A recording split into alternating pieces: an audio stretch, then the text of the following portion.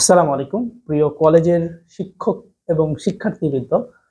ইতিমধ্যে যারা কলেজে পড়াশোনা করছো তোমরা কিন্তু দেখছো যে কিছুদিন আগে এইচএসসি 25-এর রেজাল্ট দিয়েছে এবং সেই রেজাল্টে এত পরিমাণ শিক্ষার্থী ইংরেজিতে ফেল করেছে যা চিন্তা করার বাহিরে। এবং আশা করা যায় এবছরও অধিকাংশ শিক্ষার্থী ইংরেজিতেই খারাপ করবে। তাই তোমরা যারা ইংরেজি নিয়ে অনেক বেশি দুশ্চিন্তায় আছো তোমরা আমাদের এই ইংলিশ ডোজ বইটি নিতে পারো। এই ইংরেজি ডোজ এই বইটি নিলে আসলে তোমার লাভটা কি হবে এবং এখানে কি কি ডোজ আছে A to Z নিয়ে আজকে আমরা আলোচনা করব। এবং এই ডোজগুলো যদি তুমি তোমার মধ্যে অ্যাপ্লাই করতে পারো তাহলে এই যে সামনে যে তোমার টেস্ট পরীক্ষা অথবা তোমার ফাইনাল পরীক্ষা, তুমি এইচএসসি 26 অথবা 27 যে কোনো ব্যাচের শিক্ষার্থী হও না কেন কোথাও তুমি আটকাবা না। কারণ কি? কারণ সবগুলো ডোজই তোমার মধ্যে থাকবে। আমি যদি একটু দেখাই আমাদের এই বইটা আমরা কিভাবে সাজিয়েছি তাহলে তুমি খুব সুন্দরভাবে সহজেই বুঝতে পারবে। আমরা তোমাকে দেখাচ্ছি আমাদের এই বই সম্পর্কে। তাহলে একটু জিনিস খেয়াল করো, প্রথমে আমি সূচিপত্রটা দেখাচ্ছি। এখানে আমরা ফুল সিলেবাসের সূচিপত্র দিয়ে দিয়েছি এবং এই ফুল সিলেবাসের যে সূচিপত্রটা আছে এইখানে কিন্তু তুমি প্রত্যেকটা আইটেম খুব সুন্দরভাবে দেখতে পাবা। এবং আমরা যদি তোমাকে একটু দেখাই যে আমাদের এই বইয়ে প্রথমে আমরা স্পেশাল ওয়ার্ডস অ্যান্ড ফ্রেজ, যেটা কিনা তোমাদের পরীক্ষা আসে এবং এখানে তোমাদের 5 নম্বর থাকে, আমরা প্রথমে একটা টেকনিক এখানে দিয়েছি। অর্থাৎ টোটাল এখানে তুমি কয়টা টেকনিক দেখাচ্ছি, 4, তারপর হচ্ছে তোমার 7, টোটাল 7টা টেকনিক যদি তুমি শেখো তাহলে স্পেশাল ওয়ার্ডস অ্যান্ড ফ্রেজে তোমার A to Z কমপ্লিট হয়ে যাবে। অর্থাৎ আমি যদি একটা নিয়ম তোমাকে জাস্ট দেখাই, সেটা কি, টেকনিক 1 নম্বরে প্রথমে একটা গ্যাপ থাকতে হবে এবং গ্যাপ থাকলে তোমাকে 3টা বিষয় মনে রাখতে হবে। 1 number there, 2 number it, 3 number হচ্ছে হোয়াট ইফ। এই 3টা বিষয় তোমার মাথার মধ্যে রাখতে হবে। দেয়ার কখন বসে, উপরে লেখা আছে আছে, ছিল বা ঘটেছে এমন বোঝালে। এবং ইট হচ্ছে সময়, আবহাওয়া, দূরত্ব বা কোনো বিষয়কে নির্দেশ করলে বোঝায়। এবং হোয়াট ইফ কখন বসবে, যখন প্রথমে একটা গ্যাপ থাকবে, এরপর একটা সাবজেক্ট, এরপর একটা ভার্ব, এরপর একটা অবজেক্ট, এরপর লাস্টে একটা প্রশ্নবোধক চিহ্ন এই আকারে থাকবে। এবং আসলেই যে এটা এভাবে আসে, আমরা যদি তোমাকে একটু আমাদের এই বইয়ের মধ্যে সব থেকে গুরুত্বপূর্ণ যে বিষয় সেটা হচ্ছে প্রয়োগ কৌশল। আমরা যে টেকনিকগুলো তোমাকে শেখাচ্ছি সেগুলো আসলে প্রয়োগ করা যায় কিনা আমরা একটু দেখাচ্ছি। এটা একটা বোর্ড পরীক্ষা আসা প্রশ্ন। I am in short of time, দেখতে পাচ্ছ। তারপর এখানে দেখো এই যে গ্যাপ আছে, তাহলে শুরুতে গ্যাপ আছে আছে তারপরে কি আছে, দ্য ট্রেন ইজ লেট, তাহলে দেখো এখানে সাবজেক্ট গ্যাপ আছে, প্রথমে গ্যাপ পেয়েছি। দ্য ট্রেন এটা হচ্ছে একটা সাবজেক্ট, ইজ হচ্ছে একটা ভার্ব, লেট হচ্ছে একটা অবজেক্ট, লাস্টে একটা প্রশ্নবোধক চিহ্ন, তাহলে সম্পূর্ণটা মিলে যাচ্ছে। কার সাথে মিলে যাচ্ছে? হোয়াট ইফ এর সাথে মিলে যাচ্ছে। কেন? এই যে আমরা এখানে তোমার দেখো ব্যাখ্যা লিখে দিয়েছি, সেন্টেন্সের শুরুতে গ্যাপ আছে এবং পরে subject plus verb plus object, লাস্টে প্রশ্নবোধক আছে, তাই সেখানে গ্যাপে হোয়াট ইফ বসবে। তাহলে তুমি কিন্তু তোমার বাসায় একজন শিক্ষক যদি নাও থাকে তারপরও খুব সহজেই তুমি কি করতে পারবা, প্রত্যেকটা টপিক সুন্দরভাবে নিজেই পড়ে ফেলতে পারবা। এবং তোমার হাতে যেহেতু সময় কম আছে এই জন্য এইভাবে পড়লে বেটার। একটু খেয়াল করো, এরপর আমাদের দ্বিতীয় আরেকটা সেন্টেন্সের শুরুতে একটা গ্যাপ আছে, তারপর আমরা ওয়াজ এ কিং, তারপর হচ্ছে নেম রবার্ট ব্রোস, হ্যাঁ, হি ওয়াজ এ ফেমাস। তাহলে দেখো এখানে কি আছে, গ্যাপ আছে, তারপর হচ্ছে ছিল বা বোঝাচ্ছে। তাহলে দেখো এখানে সেন্টেন্সের শুরুতে গ্যাপ আছে এবং পরে ছিল বোঝাচ্ছে, তাই গ্যাপে দেয়ার বসবে। ঠিক আছে? ঠিক একইভাবে আমরা ইট কোথায় বসাবো, তোমরা দেখতে পাচ্ছ এখানে আমাদের ব্যাখ্যা সহকারে A to Z দেওয়া আছে।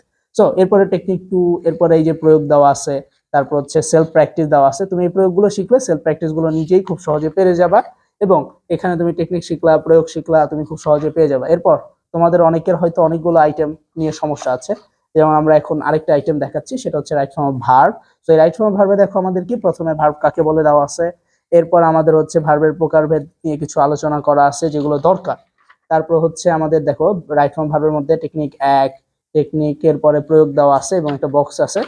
এই যে টেকনিক হচ্ছে 2, ঠিক আছে, তারপর হচ্ছে টেকনিক 3, 4, ঠিক আছে, এবং প্রত্যেকটা কিন্তু প্রয়োগ 5 এবং 6, টোটাল 6টা টেকনিক। অর্থাৎ তুমি যদি রাইট ফর্ম ভার্বে ভালো করতে চাও তাহলে 6টা টেকনিক। যেমন 5 নাম্বার একটা টেকনিক আছে, দেখো এই যে বক্সে দেখতে পাচ্ছ, এটাকে বলা হচ্ছে রিলেটিভ প্রোনাউন, যেমন হু, দ্যাট, হুজ, হুইস, হোম, এগুলোকে বলা হচ্ছে রিলেটিভ প্রোনাউন। এগুলো কিভাবে আমরা ব্যবহার করব, আমরা দেখতে পাচ্ছি যে এই যে দেখো সুন্দরভাবে এই ডক্টর হু, দেখতে পাচ্ছ এই যে গ্যাপ আছে।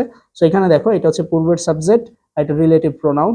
এখানে ব্যাখ্যা দেওয়া আছে ডক্টর কম সাবজেক্ট, অর্থাৎ ডক্টর মানে একজনকে বোঝায়, একজন মানে অল্প, মানে একজন মানে একজন ব্যক্তি, তাই ভার্বটি কম হবে। অর্থাৎ ই অথবা ইএস যুক্ত করতে হবে, লিপস হয়ে যাবে, খুবই ইজি। এভাবে আমরা প্রত্যেকটা, এবং কিছু আমাদের এক নজরে একদম ভার্ব আছে এবং আমাদের কিছু বোর্ড কোশ্চেন, এখানে কিছু গুরুত্বপূর্ণ ভার্বের আমরা লিস্ট দিয়েছি, যে ভার্বগুলো তুমি 1 number form, 2 number form, 3 number form জানতে পারবা অর্থ সহকারে, আমরা এগুলো দিয়ে দিয়েছি, এগুলো তুমি মুখস্থ করতে পারো। তোমার চেঞ্জিং সেন্টেন্স বলো, যে কোনো কিছুতে অনেক প্রয়োজন হবে। এখন বোর্ড কোশ্চেনটা আমি তোমাকে একটু দেখাচ্ছি। সো তোমাকে প্রথমে বোর্ড কোশ্চেন দেখাচ্ছি এবং আমরা যে টেকনিকগুলো তোমাকে শেখাচ্ছি, দেখো এখানে 1 নাম্বার, এ নাম্বারে হচ্ছে উত্তর ওয়াজ হয়েছে, দেখো টেকনিক 2 এর আলোকে হয়েছে। তারপর হচ্ছে বি নাম্বার, এটা হয়েছে টেকনিক 6 এর আলোকে, এই যে ব্যাখ্যা দেওয়া আছে কেন হয়েছে।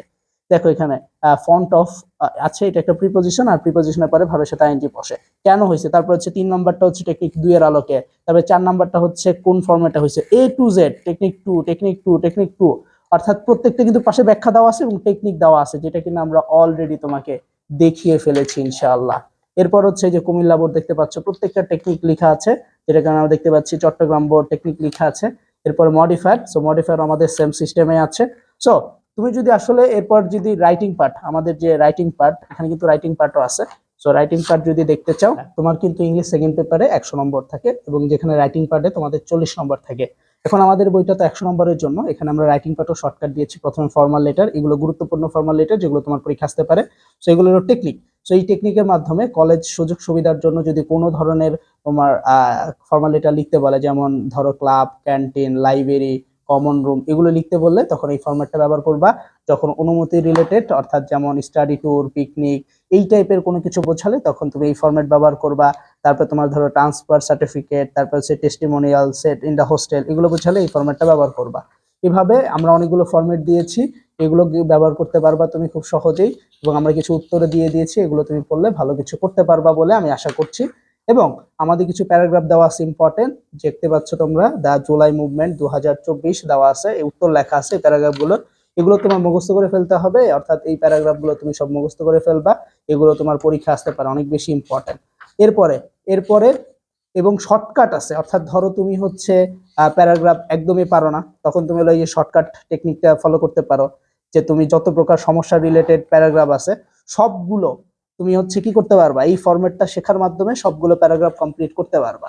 তারপর আমি যদি তোমাকে একটু দেখাই যে এই যে কতগুলো ফরম্যাট দেওয়া আছে, তারপর রিপোর্ট লেখার ফরম্যাট দেওয়া আছে, নিচে বাংলা অনুবাদ দেওয়া আছে, অর্থাৎ এই ফরম্যাট গুলো ব্যবহার করলে যে কোনো রিপোর্ট তুমি লিখতে পারবা। অর্থাৎ তোমার এই বইটার মধ্যে একদম এ টু জেড, এই বইটার মধ্যে তোমার একদম এ টু জেড এই বই আছে। 100 মার্কের জন্য যতটুকু প্রয়োজন সবকিছু এই বইটা আছে। এবং এই বইটা তুমি অর্ডার করবা, অর্ডার করার পরে তুমি হাতে নিবা, হাতে নেওয়ার পরে দেখবা যে আসলে তুমি অবাক হয়ে যাবা যে ছোট্ট এই বইটার মধ্যে আসলে এত কিছু কেমনে দেওয়া পসিবল হলো। সো ভাইয়া, তোমার যেহেতু সময় নাই, তুমি যাতে ইংলিশে ভালো করো, তাড়াতাড়ি তুমি এই বইটা অর্ডার করে ফেলো। সো ভালো থাকো, সুস্থ থাকো, দেখা হবে তোমাদের সবার সাথে। আসসালামু আলাইকুম।